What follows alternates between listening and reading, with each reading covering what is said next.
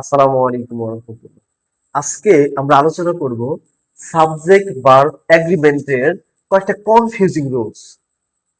আমি এই বোর্ডে একটা বাক্য লিখে রাখছি। আমি ছোট ছোট বাক্য লিখবো।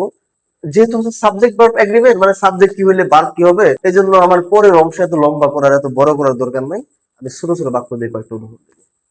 প্রথমে দেখেন, I as well as he dash be got. আচ্ছা, এইখানে আমার কি আছে? বি আছে। বি মানে কি? Am is are was were. তো এইখানে আমার এই বিটা চেঞ্জ করে শূন্যস্থানে হয় এম ইজ আর যে কোনো একটা লিখতে হবে অথবা ওয়াজ ওয়ার লিখতে হবে। আচ্ছা, যেহেতু আমাদের এখানে কোনো টেন্সের কোনো ইন্ডিকেটর দেওয়া নাই, তাহলে আমরা ধরে নিলাম এটা একটা প্রেজেন্ট ইনডিফিনিট টেন্স উদাহরণ। আচ্ছা, তো এখন আমি এখানে কি এম বসাবো নাকি ইজ বসাবো নাকি আর বসাবো? দেখেন, আমাদের যারা স্টুডেন্ট আছে, ম্যাক্সিমাম স্টুডেন্ট, ম্যাক্সিমাম চাকরির পরীক্ষার্থী এখানে ভুল করে কি, যেহেতু কি আছে, হি আছে, হির পরে কি বসে? হি ইজ বসে। কি বসে? ইজ বসে। আমাদের ম্যাক্সিমাম যারা স্টুডেন্ট আছে তারা বসায় ইজ। অথচ এই ইজটা হচ্ছে একটা ভুল। কেন ভুল? মানে তারা কোন অর্থে, কেন কোন সেন্সে ইজ বসায়? কারণ হচ্ছে যেহেতু এখানে হি আছে, he is good, he is good. তাহলে হির পরে ইজ শুনতে ভালো লাগে, নরমালি হির পরে ইজ বসে। কিন্তু সমস্যা কোথায়? সমস্যা হচ্ছে এই বাক্যের সাবজেক্ট কোথায়? সাবজেক্ট আছে দুইটা, এই যে একটা আই একটা সাবজেক্ট, হি একটা সাবজেক্ট। এই দুইটা সাবজেক্ট যুক্ত হয়েছে কি দ্বারা? অ্যাজ ওয়েল অ্যাজ দ্বারা যুক্ত হয়েছে। কি দ্বারা যুক্ত হয়েছে? অ্যাজ ওয়েল অ্যাজ দ্বারা যুক্ত হয়েছে। তাহলে এইবার আমার সাবজেক্ট ভার্ব এগ্রিমেন্ট কি বলে? সাবজেক্ট ভার্ব এগ্রিমেন্ট মানে কি? সাবজেক্টের সাথে ভার্বের যে একটা চুক্তি হয়েছে, সেই চুক্তিতে কি বলা আছে? বলা আছে যদি কখনো দুইটা সাবজেক্ট অ্যাজ ওয়েল অ্যাজ দ্বারা যুক্ত হয়। কি দ্বারা যুক্ত হয়? অ্যাজ ওয়েল অ্যাজ দ্বারা যদি যুক্ত হয়, তাহলে এখানে প্রথম যে সাবজেক্ট আছে সেই সাবজেক্ট অনুযায়ী ভার্ব হবে। তাহলে এখানে প্রথম সাবজেক্ট কি?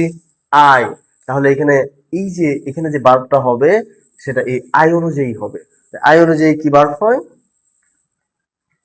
এম হয়। তাহলে এর সঠিক উত্তর হচ্ছে am. I as well as he am goat.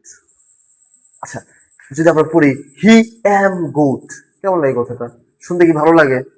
ভালো লাগে না। তারপরে হচ্ছে কি, এই হি আছে, হির পরে এম হবে।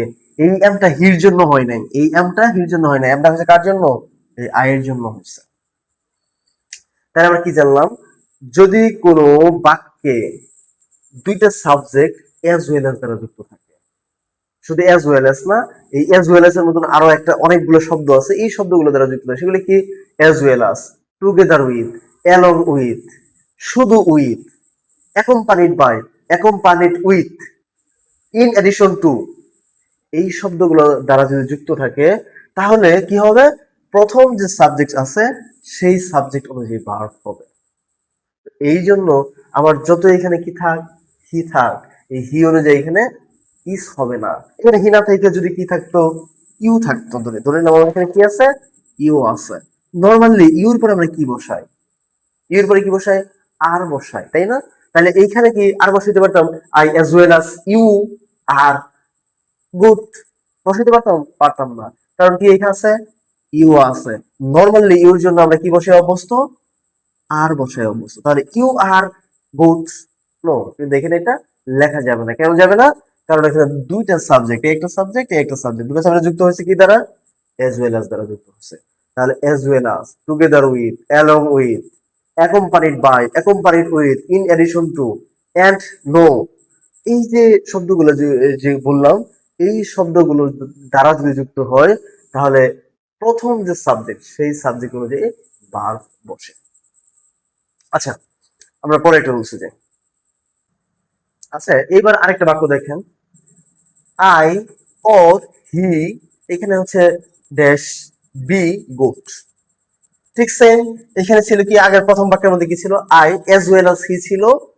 তো এই যে এখানে আমাদের কি হয়েছে? এম হয়েছে। I as well as he am good. আচ্ছা, এখন যদি যদি ওর দ্বারা যুক্ত হয় তাহলে কি হবে?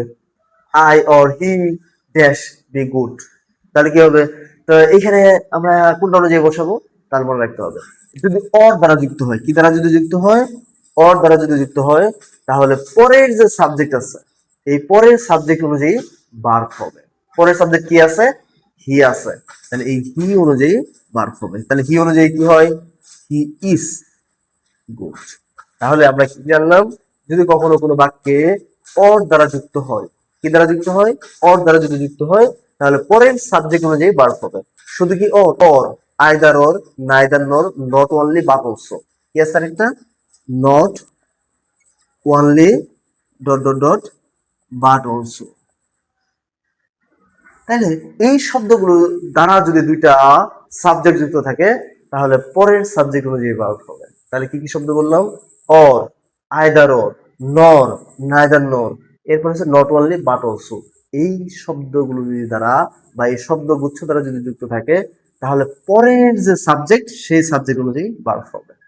আচ্ছা, এবার আমরা আরেকটু চিন্তা করি, আরেকটা উদাহরণে চলে যাই। দেখেন এখানে যদি অর না থেকে মানে এন্ড দ্বারা যুক্ত হইতো, তাহলে কেমন হইতো বিষয়টা? এটা দেখেন।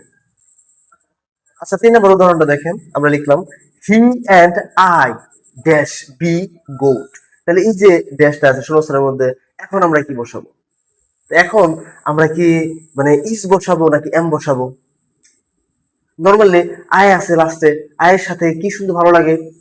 এম শুনতে তো অনেক বেশি ভালো লাগে। আই অ্যাম গুড শুনতে অনেক বেশি ভালো লাগে, তাহলে কি এম বসাবো? হির জন্য কি বসানো বসানো যায়? হির জন্য বসানো যায় হি ইজ। তাহলে ইজ বসাবো নাকি এম বসাবো? আসলে এখানে এম ও বসবে না, ইজ ও বসবে না। কি বসবে এখানে? আর বসবে। কি বসবে? আর। কেন বসবে? কারণ দেখেন, আমরা জানি যখন সাবজেক্ট কি হয়, প্লুরাল হয়, তখন ভার্ব তো এমনিতেই প্লুরাল হবে। তো যখন হি ছিল, শুধু যদি হি থাকে, এই হির জন্য আমরা কি বসাই? ইজ বসাই। শুধু যখন যদি আই থাকে, আয়ের জন্য কি বসাই? এম বসাই। আবার দেখেন, শুধু হি থাকলে আমরা ইজ বসাইতাম, শুধু আই থাকলে এম বসাইতাম। এখন যখন আমি এম দ্বারা যখন যুক্ত করছি, তখন হি আর আই দুজনে কি এক আছে? তখন দুজনে মিলে হয়ে গেছে প্লুরাল হয়ে গেছে। প্লুরাল যদি হয়ে যায়, তাহলে প্লুরালের জন্য কি লাগে? প্লুরালের জন্য কি আমি এখানে এই এম বসাইতে পারবো বা ইজ বসাইতে পারবো? পারবো না তো, যেহেতু প্লুরাল হয়ে গেছে। এই জন্য হচ্ছে হি এবং আই, হি অনুযায়ী ইজও হবে না, আই অনুযায়ী এমও হবে না, বরং কি হয়ে যাবে? আর হবে। তার মানে এই এম দ্বারা যদি কখনো যুক্ত থাকে, কি দ্বারা যুক্ত থাকে? এম দ্বারা যদি কখনো যুক্ত থাকে, দুইটা নাউন, দুইটা সাবজেক্ট যখন যুক্ত থাকবে, তখন আর ওই দুইটা সাবজেক্ট এম দ্বারা যখন যুক্ত হবে, তখন আর ওটা সিঙ্গুলার থাকবে না, এটা কি হয়ে যাবে? প্লুরাল হয়ে যাবে। তাহলে সাবজেক্ট যদি প্লুরাল হয়ে যায়, তাহলে ভার্ব কি হবে? ভার্ব তো অবশ্যই প্লুরাল হবে। তার মানে এম দ্বারা যদি যুক্ত হয়, তাহলে ভার্ব অবশ্যই প্লুরাল হবে। আমরা এই তিনটে বিষয়কে আবার একটু সামারাইজ করি। দেখেন, আমরা এখানে কি পাইলাম? অ্যাজ ওয়েল আস পাইলাম। এইখানে কি পাইলাম? অর পাইলাম। এখানে কি পাইলাম? এন্ড পাইলাম। তাহলে তিন ধরনের শব্দ। তাহলে প্রথমটাই পাইছিলাম অ্যাজ ওয়েল আস। তাহলে যে শব্দগুলো as well as, together with, along with, accompanied by, accompanied with, in addition to, including, এই যে শব্দগুচ্ছ আছে, এই শব্দ দ্বারা যদি দুইটা সাবজেক্ট যদি যুক্ত থাকে, তাহলে আগের যে সাবজেক্ট আছে সেই সাবজেক্ট অনুযায়ী কি হয়? ভার্ব হয়। যদি অর দ্বারা যুক্ত হয়, অর, আইদার অর, নাইদার নর, নট অনলি বাট অলসো, এইগুলো দ্বারা যদি যুক্ত হয়, তাহলে কি হবে? পরের সাবজেক্ট অনুযায়ী ভার্ব হবে। আচ্ছা, যদি এম দ্বারা যুক্ত হয়, তাহলে কি হবে?